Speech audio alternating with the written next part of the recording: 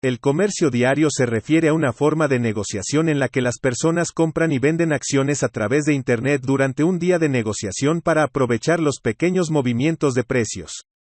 Los comerciantes diarios utilizan estrategias comerciales y análisis para intentar obtener ganancias rápidas pero frecuentes de los mercados financieros. En definitiva, una actividad que requiere dedicación y actualización continua. El protagonista del caso de hoy fue precisamente eso, al menos durante parte de su vida.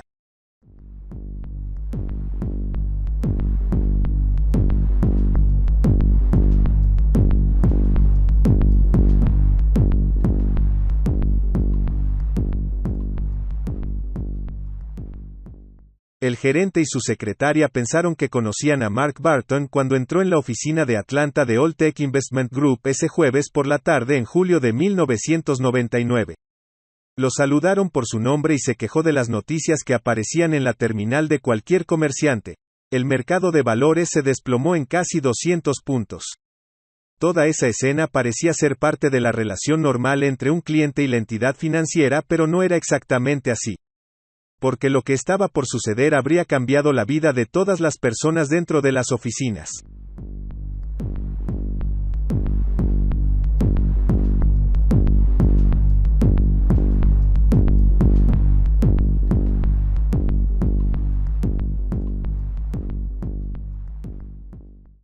De hecho, ninguno de ellos sabía que Mark Barton tenía 2 pistolas en su maletín y que 48 horas antes había asesinado a su esposa y sus 2 hijos.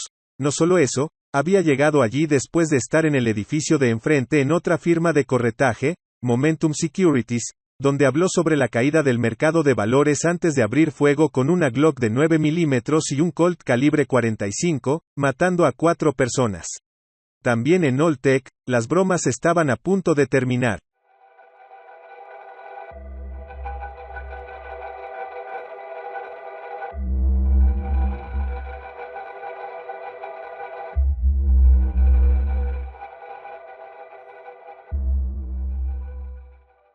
Sonaron 5 disparos desde la sala de reuniones, disparos que dejaron en el suelo al director y a su ayudante. Con su Colt en una mano y su Glock en la otra, Barton caminó rápidamente hacia el piso principal de operaciones. Nell Jones, de 53 años, levantó la vista de su computadora. Fui la primera persona que lo miró a los ojos, diría más tarde. Desde unos 10 pies de distancia, levantó un arma, apuntó a la mujer y disparó, fallando su frente por pulgadas y golpeando su terminal. Siguió disparando, con calma y determinación, como si esa cosa ya lo hubiera hecho quién sabe cuántas veces. Luego se fue de la compañía diciendo, espero que esto no arruine su día de negociación. 5 personas murieron ese día en Alltech. Y al anochecer, Barton, de 44 años, se apuntó con su arma cuando la policía intentaba detenerlo cerca de una estación de servicio en un suburbio de Atlanta. Todo Estados Unidos siguió en directo la cacería humana, horas de imágenes de televisión y pánico en las calles de Atlanta y el centro financiero de la ciudad bajo el control de un numeroso cuerpo policial. Desde ese día de locura extraordinaria, quedan muchas víctimas y una mezcla letal de locura financiera, adulterio, brutalidad, sospecha de fraude e incluso una serie anterior de presuntos asesinatos. Sí, porque, al parecer, los antecedentes penales de Mark Barton habían comenzado mucho antes, pero de esto hablaremos más adelante. En ese momento de terror público, todos se preguntaban quién era Mark Orrin Barton y por qué había hecho esta masacre. La explicación de ese gesto la encontraron los investigadores en la casa del asesino gracias a notas encontradas cerca de los cuerpos de su esposa asesinada, Leanne, de 27 años, su hija Michelle, de 8, y su hijo Matthew, de 12. Todos estaban envueltos en toallas y sábanas que cubrían completamente sus cuerpos, dejando solo los rostros de las víctimas expuestos. Una nota escrita por el asesino decía, no tengo intención de vivir mucho tiempo, solo el tiempo necesario para matar a todas aquellas personas que son responsables de mi destrucción. Pero, ¿qué había sucedido? ¿Qué había llevado a un hombre de familia a cometer una de las peores masacres en la historia de Estados Unidos? Barton estaba tratando de conseguir la póliza de seguro de vida de $600,000 que había contratado a nombre de su esposa meses antes de que ella y su madre fueran asesinadas en Alabama en 1993. Sospechó de esos asesinatos y lo interrogó durante más de 6 horas. El hombre contó gran parte de su vida, discutiendo con franqueza el desarraigo y el deterioro de su matrimonio con su primera esposa Deborah Spivey y su relación con Leigh Ann Lang. Pero, ¿quién era exactamente Mark Barton? Nació el 2 de abril de 1955, hijo único de Truman y Gladys Barton. Su padre trabajaba para la Fuerza Aérea de los Estados Unidos. Sus padres estaban destinados en Alemania en ese momento debido al trabajo de su padre. Mark vivió en Europa la mayor parte de su infancia, hasta que la familia se mudó a Sumter, Carolina del Sur. Inteligente pero emocionalmente distante, era un niño solitario en la escuela, excluido por sus otros compañeros de clase. Mientras asistía a la Universidad de Clemson y luego a la Universidad de Carolina del Sur, Mark cometió un robo. Fue capturado, acusado del crimen y tuvo que someterse a terapia psiquiátrica. Graduado de la Universidad de Carolina del Sur en 1979, se mudó a Atlanta, Georgia, donde conoció a Deborah Spivey, con quien más tarde se casaría. La pareja tuvo 2 hijos juntos, Matthew y Michelle. A mediados de la década de 1980, la pareja finalmente se mudó a Arkansas después de que Mark obtuviera un puesto como presidente de una empresa manufacturera. Aunque los Barton parecían una familia feliz, el comportamiento de Mark era cada vez más preocupante. El hombre se volvió cada vez más paranoico y controlador, especialmente con su esposa Deborah, llegando incluso a insultarla públicamente. Eventualmente, el matrimonio comenzó un declive constante a lo largo de los años. Luego, en 1990, se produjo una misteriosa separación con su empresa. Fue despedido oficialmente, dijo Barton en su declaración, explicando que era una forma de que la empresa salvara las apariencias y no asustara a los proveedores. Pero después de su último día en TLC, alguien irrumpió en sus oficinas, robó documentos privados y borró archivos de computadora, fórmulas químicas esenciales para el negocio de la empresa. La policía fue a la casa de Barton y lo arrestó por cargos de robo. Sin embargo, según un informe en ese momento, un detective que investigaba el caso creía que el robo era solo para encubrir una red de sobornos, discrepancias de inventario o la posible venta de productos químicos utilizados como narcóticos. El mismo día, un ejecutivo de TLC llamó a la policía para decir que la empresa había llegado a un acuerdo con Barton. Por lo tanto, se retiraron los cargos con la condición de que Mark se fuera de Texas.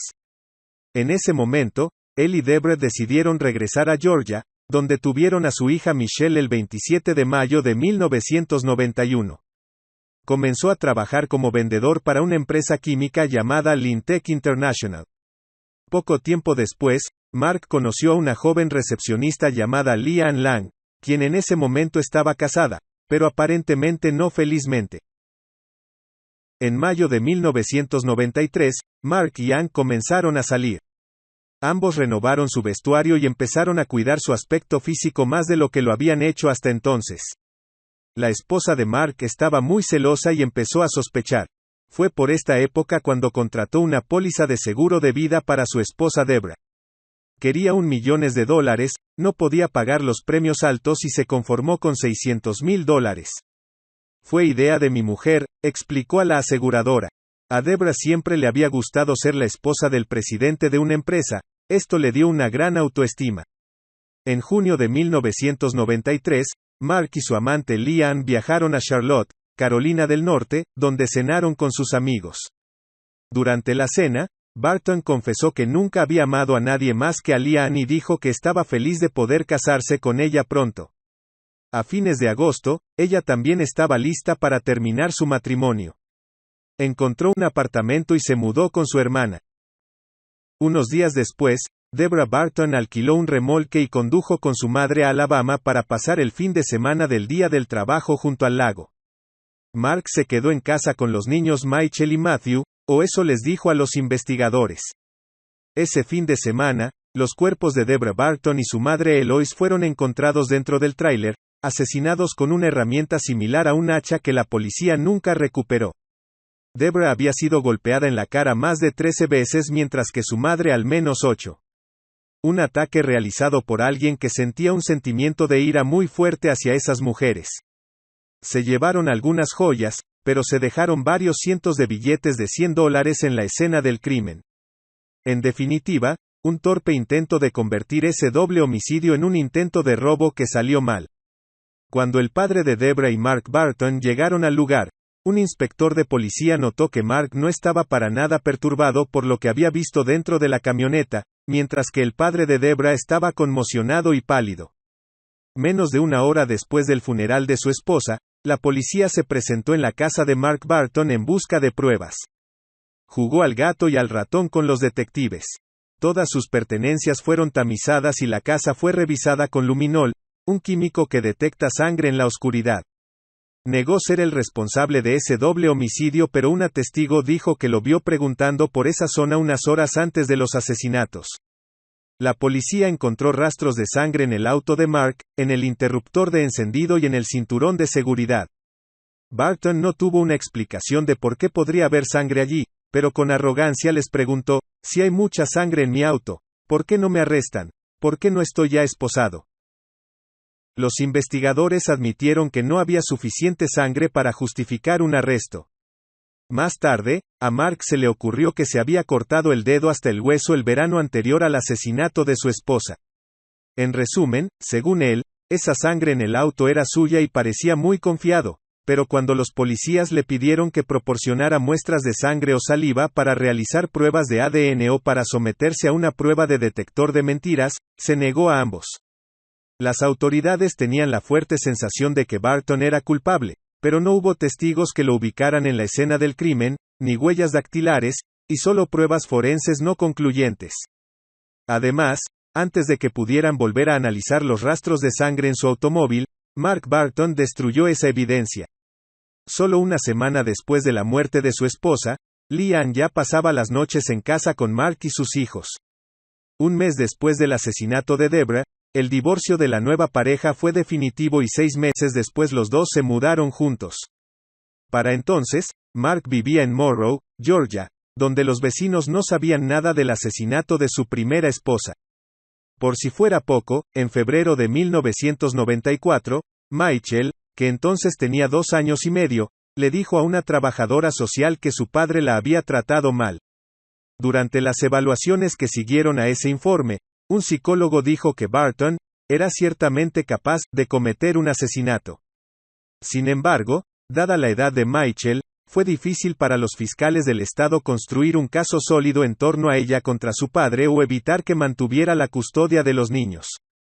Entonces, en 1997, la compañía de seguros llegó a un acuerdo por $450,000, pensando que un jurado simpatizaría con la difícil situación de los hijos de Mark Barton si el caso llegaba a los tribunales. La compañía arregló $150,000 para ingresar a un fondo fiduciario para 2 niños, Michael y Matthew. Su padre comenzó a administrar su propio negocio y, a finales de ese año, era un comerciante de día a tiempo completo, completando hasta 50 transacciones por día. Ahora bien, tenía a su disposición la suma recibida del seguro y se dejó tentar por la bolsa, arriesgando sumas cada vez mayores de dinero en transacciones financieras sin escrúpulos. Trabajó desde casa y ocasionalmente se reunía con un supervisor de Altec Group, Brent Dunning, para recibir instrucciones sobre cómo usar los sistemas de la empresa y revisar la situación. Desgraciadamente para él, la compraventa de acciones no estaba dando los resultados deseados e incluso su segundo matrimonio comenzaba a dar signos preocupantes. Sí, en resumen, no parecían existir las premisas para una vida feliz y satisfecha. Mark y Leanne peleaban a menudo, ella se iba y los vecinos chismeaban sobre sus problemas familiares. Él era cada vez más inestable y ella estaba empezando a tener suficiente. A principios de 1999, Leanne se mudó sola. El negocio comercial diario de Mark no fue mejor. Había perdido alrededor de $105,000 en solo unos meses siguiendo el consejo de Momentum Securities. Debido a la responsabilidad, su cuenta se cerró después de que no pudo cumplir con una solicitud de reembolso de pérdidas. En ese momento, la financiera le pidió a Mark que pagara rápidamente la cantidad necesaria para recuperarse de la pérdida. Entonces firmó un cheque por $50,000 que resultó estar sobregirado y rechazado. Para entonces había perdido la mayor parte de sus ganancias y estaba acorralado. Las pérdidas totales en el mercado de valores de Mark Barton durante el año pasado ascendieron a $300,000. Pero actuó como si las cosas fueran muy bien, quería hacer creer a los demás que todo iba en la dirección correcta. Mentía a todos, familiares, vecinos e incluso a sí mismo. Las personas a su alrededor comenzaron a dudar de sus palabras cuando lo vieron vendiendo sus muebles de jardín. Al final, sin embargo, ya no pudo reprimir la ira y el resentimiento que tenía dentro. Tenía que hacer pagar a quien quiera que considerara responsable de su caída.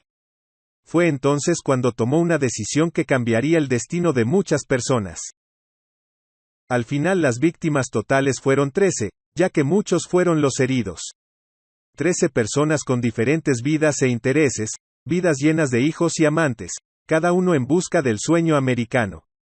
Muchas de esas personas siempre estaban a punto de perder o ganar una fortuna, a menudo decididos por el simple toque de un botón de la computadora.